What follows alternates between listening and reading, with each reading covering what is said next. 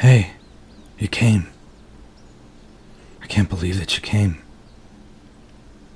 You don't know how much it means to me that you decided to give this another chance. Give me another chance. I don't blame you for having doubts about coming here tonight. I get it. I know that what I told you about me is a lot to ask of anyone to take in. And I probably sound like I'm completely out of my mind or something. Like a full-on white straitjacket situation. My condition. That's as good a way to say it as any, I suppose. And I understand. I know that none of it makes any sense.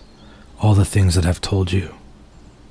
And given the circumstances, I have to wonder if you're here more to see if I'm psychologically okay than for me to show you who I am and what I can do and what I am. Even though I'm having to live with it, I have to be honest. It's hard for me to believe it sometimes too.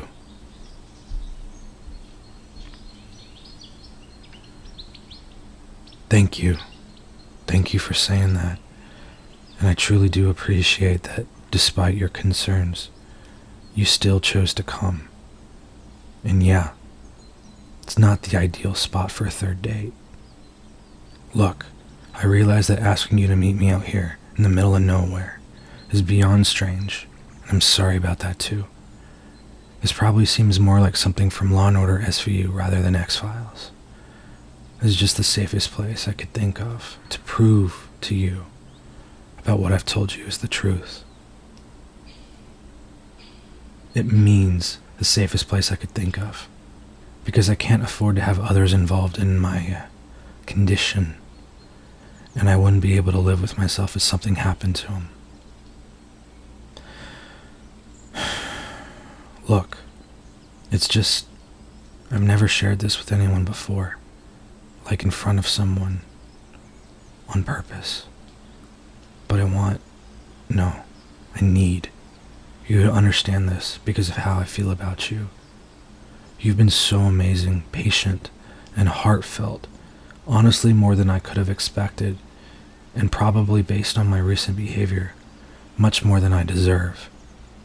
And I've come to trust you. I'm just so tired of letting this secret, this condition, dictate what I can and cannot do, especially with something as important as dating.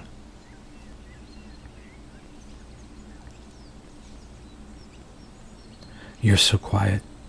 I see you there looking at me, and I don't know what that expression means.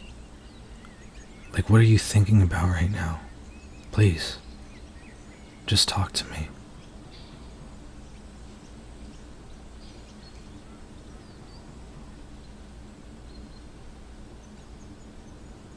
Absolutely. This would be a lot for anyone to deal with, trust me. Do you want to leave? I won't stop you. Scaring you is the last thing I would ever want to do. It's important to me that you're here out of your own free will, because you want to be here, and not because you are feeling pressured or out of some sense of obligation to me. It's comforting to know that you do want to be here, alone with me. And the fact that you did come makes me think that at some level, a part of you is at least curious about all of this, if nothing else, that you want to know the truth. The truth is what you're here to see. My truth.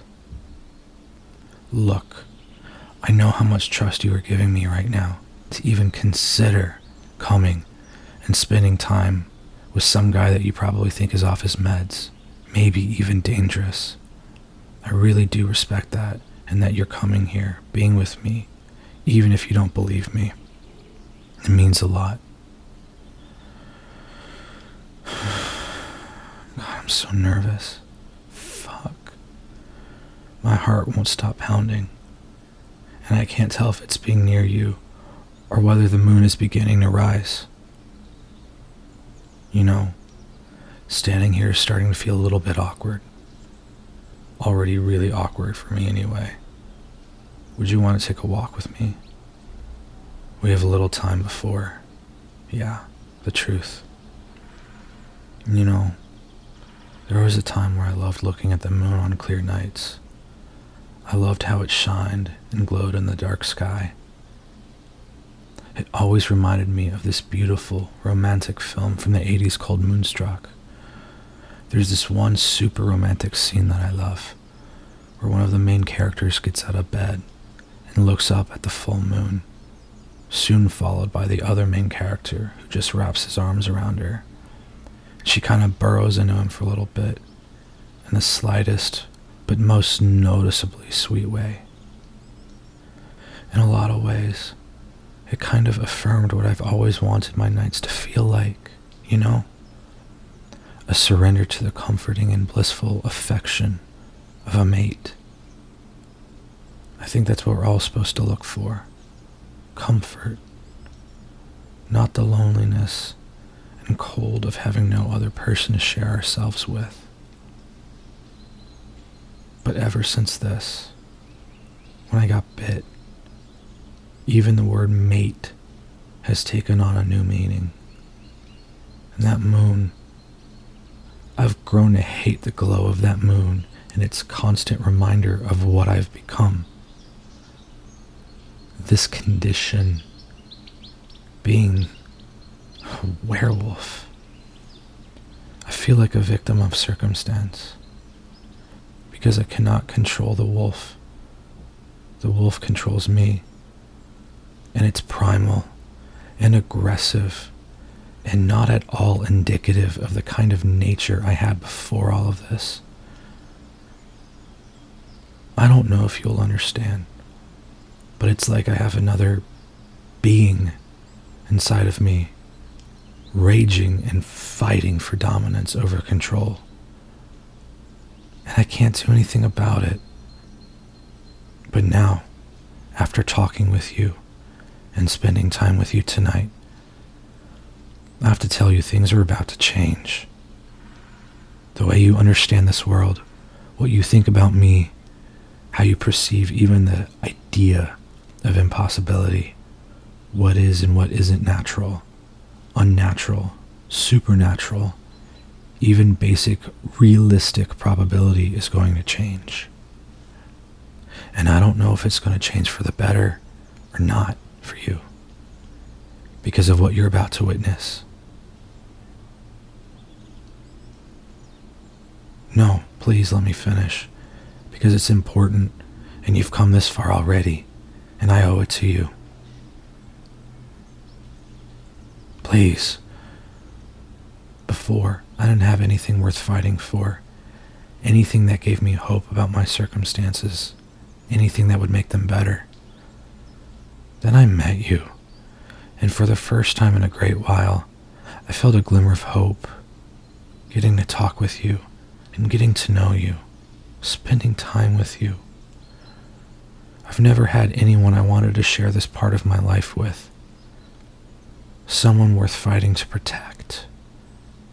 But you've given me that hope, that reason to fight back, so I'm not just existing, but so that I can live. You make me forget not what I am, but how I think about what I am, and what is possible with what I am, and depending on how the next little while goes, what it is that we could be. That's assuming that you want to stick around. And I really, really want you to stay. I feel kind of selfish. My eyes are glued to you, watching you watch me, and I'm struggling. I'm struggling so hard.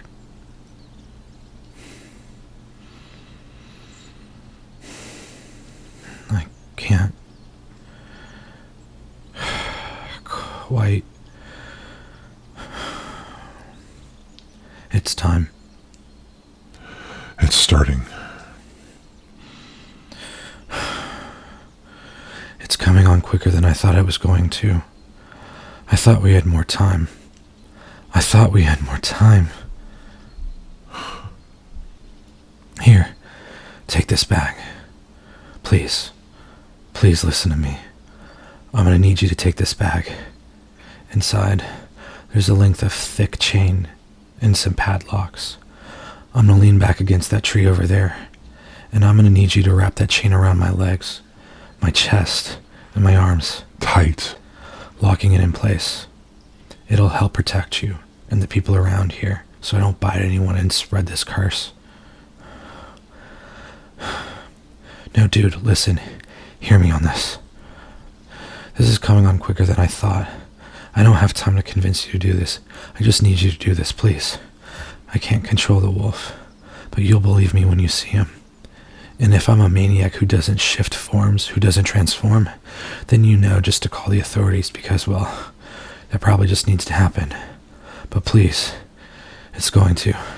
Just take this bag, get the chain out, and tie me up with it. Fuck.